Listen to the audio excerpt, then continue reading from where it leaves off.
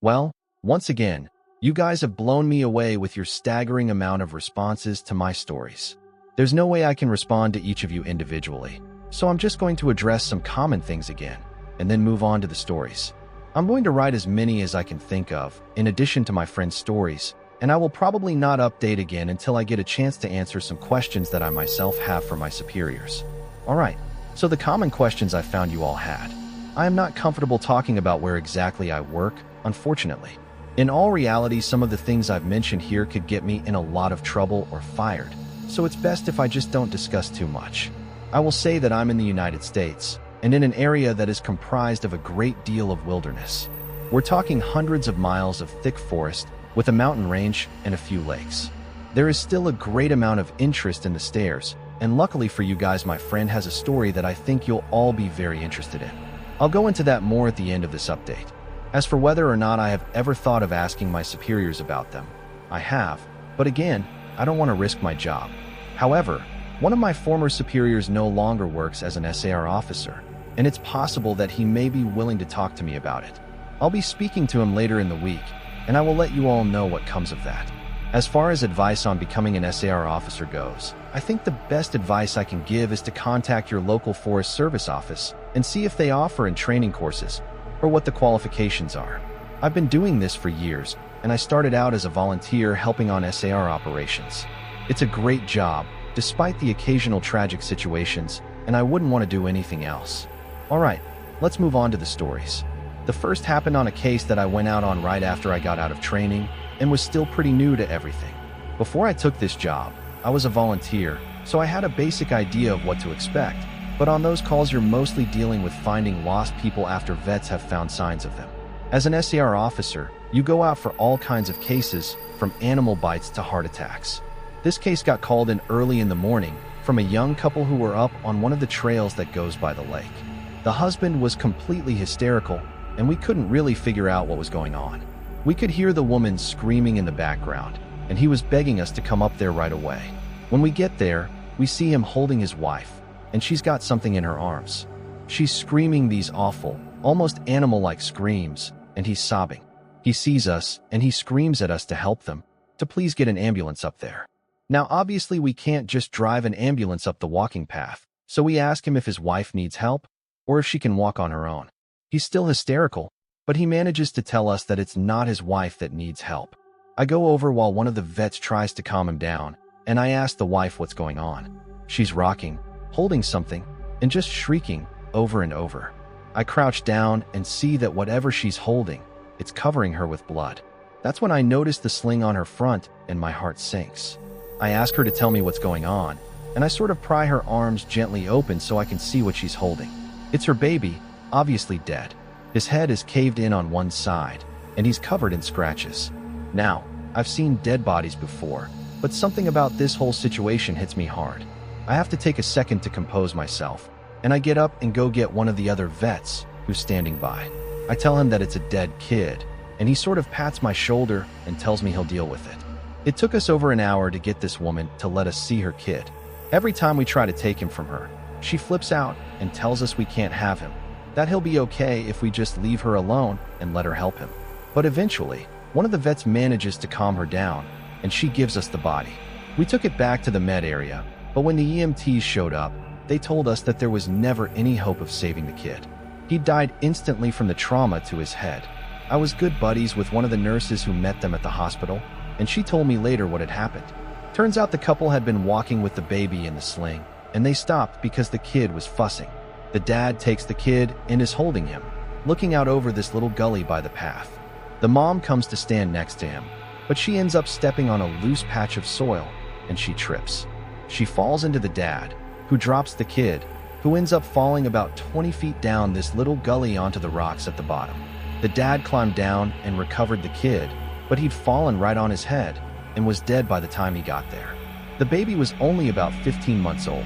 It was a total freak accident, a series of events that coalesced into the worst possible outcome.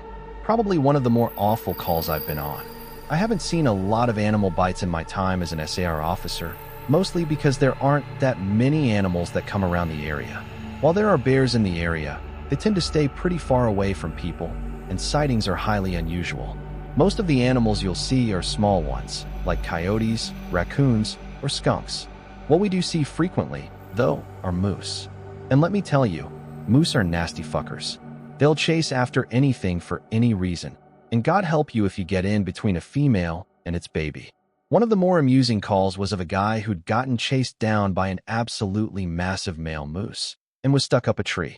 Took us almost an hour to get him down, and when he was finally on solid ground again, he looks at me and says, "God damn, them fuckers is big up close." I guess that's not really a scary story, but we still laugh about that one.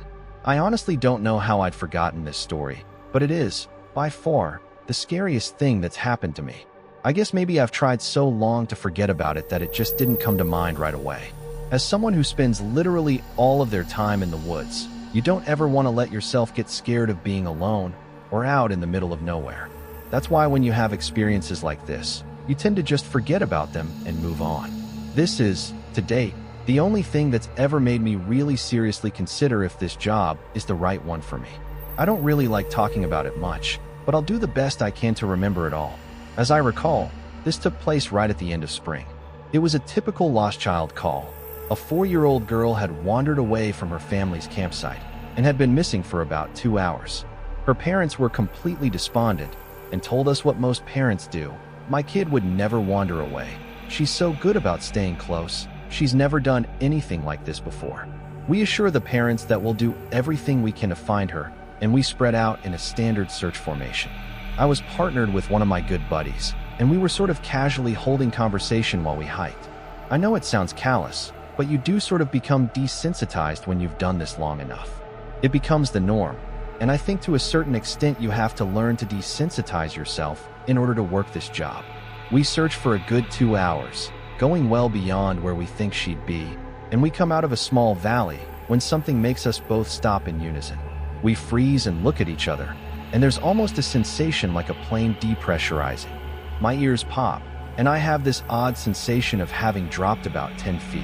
I start to ask my buddy if he felt that, but before I can, we hear the loudest sound I've ever heard in my life. It's almost like a freight train passing directly by us, but it's coming from every direction at once, including above and below us. He screams something to me, but I can't hear him over this deafening roar. Understandably freaked out, we look all around us, trying to find the source of the sound, but neither of us sees anything. Of course, my first thought is a landslide, but we're not near any cliffs, and even if we were, it would have hit us by now. The sound goes on, and we're trying to yell to each other, but even standing close together we can't hear anything but this sound.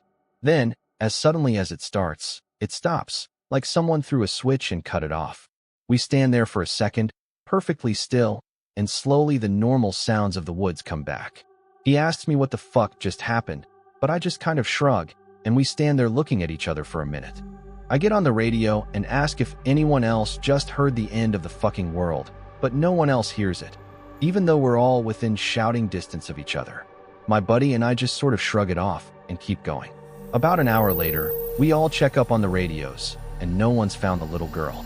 Most of the time, we won't search when it gets dark, but because we don't have any kind of lead on her, a few of us decide to keep going, including me and my buddy. We keep close together, and we're calling out for her every couple of minutes. At this point, I'm hoping beyond hope that we find her, because while I may not like kids, the idea of them being out all alone in the dark is awful. The woods can be intimidating to kids in the daylight. At night, well, it's a whole different beast. But we're not seeing any signs of her or getting any responses, and around midnight, we decide to turn around and head back to the rendezvous point. We're about halfway back when my buddy stops and shines his light to the right of us, into a really thick deadfall, or group of dead trees. I ask him if he's heard a response, but he just tells me to be quiet a second and listen. I do, and in the distance, I can hear what sounds like a kid crying. We both call the girl's name and listen for any kind of response, but it's just this really faint crying. We head in the direction of this deadfall and go around it, calling her name over and over. As we get closer to the crying, I start getting this weird feeling in my gut, and I tell my buddy that something isn't right. He tells me he feels the same way, but we can't figure out what it is. We stop where we are and call the girl's name again, and at the same time, we both figure it out. The crying is on a loop. It's the same little hitching sob, then wail, then quiet hiccup, repeated over and over. It's exactly the same every time, and without saying another word, we both take off running. It's the only time I've ever lost my composure like that, but something about it was so incredibly wrong, and neither of us wanted to stay out there anymore. When we got back to the rendezvous, we asked if anyone else had heard anything strange, but no one else knew what we were talking about. I know it sounds sort of anticlimactic, but that call fucked me up for a long time. As for the little girl, we never found a trace of her. We keep an eye out for her and all the other people who we've never found, but frankly I doubt we'll ever find anything. Of the missing persons calls I've gone out on, only a handful have ever resulted in a complete disappearance, meaning no trace of the person and no body ever found. But sometimes, finding a body just leads to more questions than answers. Here are some of the bodies we've found that have become infamous in our team. A teenage boy whose remains were recovered almost a year after he vanished. We found the top of his skull, 2 finger bones, and his camera almost 40 miles from where he was last seen. The camera, sadly, was destroyed. The pelvis of an older man who had vanished a month earlier. That was all we found. The lower jaw and right foot of a 2-year-old boy on the highest peak of a ridge in the southern part of the park. The body of a 10-year-old girl with Down syndrome, almost 20 miles from where she'd vanished. She had died of exposure 3 weeks after going missing, and all of her clothes were intact except for her shoes and jacket. There were berries and cooked meat in her stomach when they did the autopsy. The coroner said it appeared as if someone had been taking care of her. There were no suspects ever identified. The frozen body of a 1-year-old baby, found a week after vanishing in the hollow trunk of a tree 10 miles from the area he was seen last. There was fresh milk found in his stomach, but his tongue was gone. A single vertebra and right kneecap of a 3-year-old girl, found in the snow almost 20 miles from the campground her family had been at the previous summer. Now on to a couple of the stories my friend told me. I mentioned that you were all interested in the stairs, and you're in luck. He's had a closer encounter with them. Though he doesn't have any explanation for them, he does have a bit more experience with them than I do. My buddy has been an SAR officer for about 7 years. He started when he was a junior in college, and he had a very similar experience when he first encountered the stairs.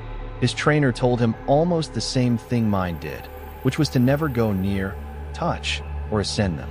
For the first year, he did just that, but apparently his curiosity got the better of him, and on one call he broke away from the line and went to go check a set of them out. He said they were about 10 miles from the path where a teenage girl had vanished, and the dogs were following a scent. He was on his own, lagging behind the main group, when he saw a set of stairs off to his left. They looked like they were from a new house, because the carpeting was pristine and white. He said that as he got closer, he didn't feel any different or hear any weird noises. He was expecting something to happen, like bleeding from his ears or collapsing, but he got right up next to them and didn't feel anything. The only thing, he said, that was odd was that there was absolutely no debris on the steps. No dirt, leaves, dust, anything.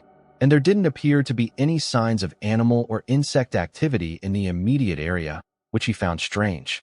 It was less like things were avoiding them, and more like they just happened to be in a relatively barren part of the forest. He touched the stairs and didn't feel anything except that sort of sticky feeling you get from new carpet. Making sure his radio was on, he slowly climbed the stairs. He said it was terrifying, because the way they'd been stigmatized, he wasn't really sure what was going to happen to him. He joked that half of him expected to be teleported to some other dimension, and the other half was watching for a UFO to come swooping down. But he got to the top with little event, and he stood there looking around.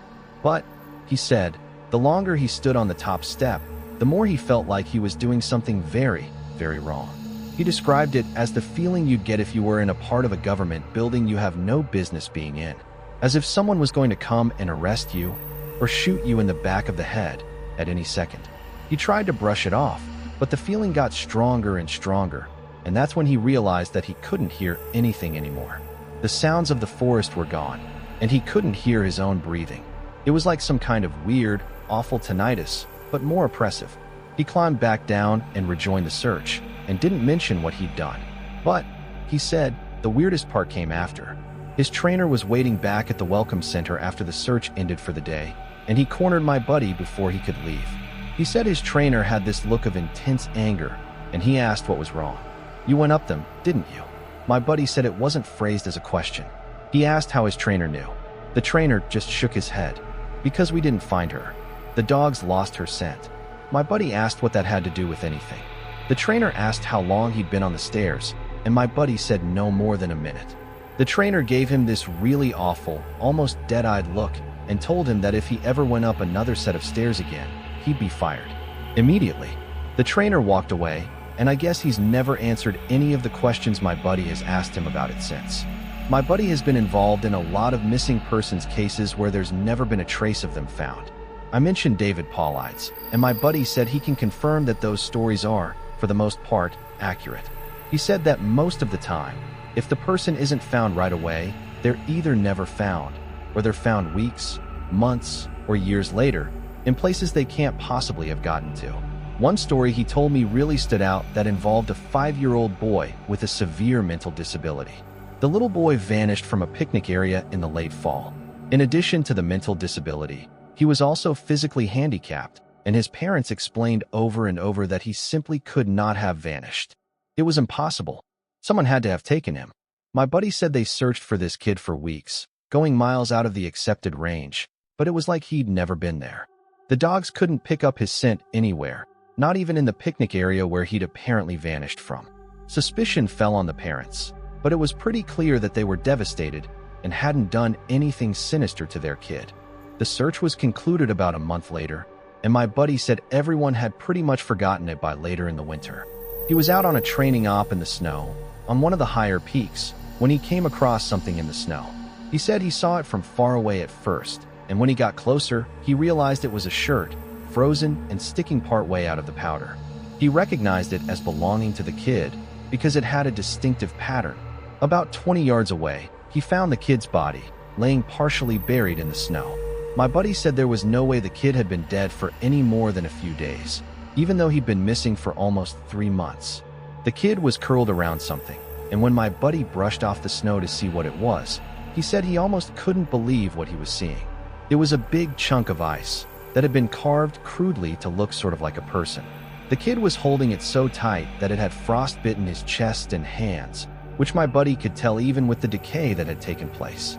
He radioed the rest of the crew, and they took the body off the mountain.